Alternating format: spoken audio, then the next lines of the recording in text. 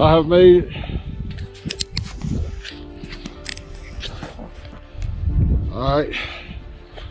Oh my goodness. You don't understand what it's taken to get to the roof of Africa.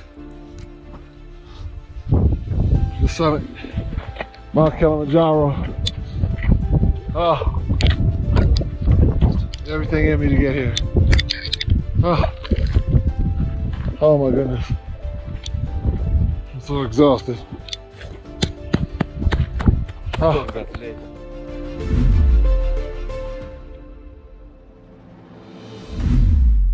The number one question I'm asked is, why did I choose to climb Mount Kilimanjaro?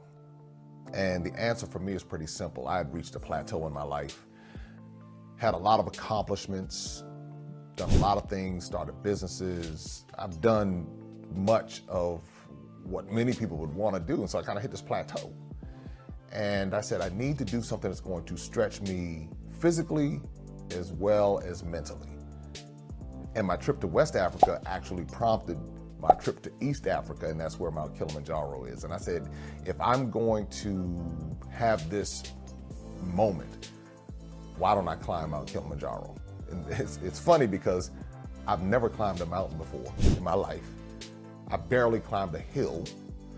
And I knew that going to the roof of Africa, the tallest freestanding mountain in the world, would be something that would challenge me on that level. And it's completely outside of my comfort zone, completely outside of anything that I was familiar with. And also, on a deeper level, when I went to Ghana and I went to the slave dungeons and saw the door of no return, that spoke volumes to me, because that was basically saying that I was not supposed to be there.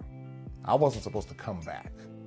And so climbing to the top of Mount Kilimanjaro was not only kicking down the door of no return, but I was also climbing to the top of the tallest mountain in Africa. So there were so many different things: the plateau, the career plateau, the life plateau, but then also really correcting a wrong and just saying, hey, listen, I'm gonna do the very thing that you know, quote unquote, didn't want me to do. And so that inspired me and led me to climb Mount Kilimanjaro. Once I made the decision to climb Mount Kilimanjaro, I didn't quite know what I was getting myself into.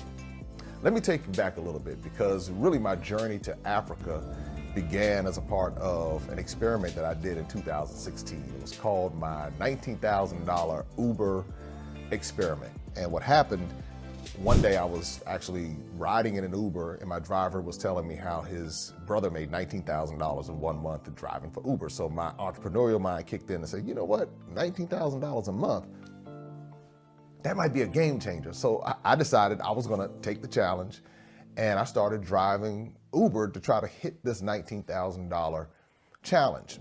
But interestingly enough, one day I picked up this young lady from Ethiopia.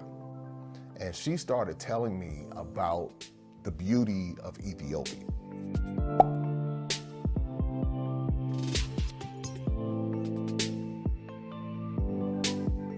She started just kind of schooling me like I was a first grader on historical facts that I was just not aware of. I said, all of these historical facts, I did not know this. This is not something that I was taught in school. And it piqued my curiosity as it pertained to Ethiopia. So fast forward a couple years later, I said, well, now it's time for me to go to Africa. Okay, I'm gonna go to Ghana. So I went to Ghana, I had that life-changing experience that I talk about in the Ghana Chronicles. And so then I said, it's time for me to go to East Africa and see what's going on over there. So Mount Kilimanjaro was a part of it. Zanzibar was a part of it.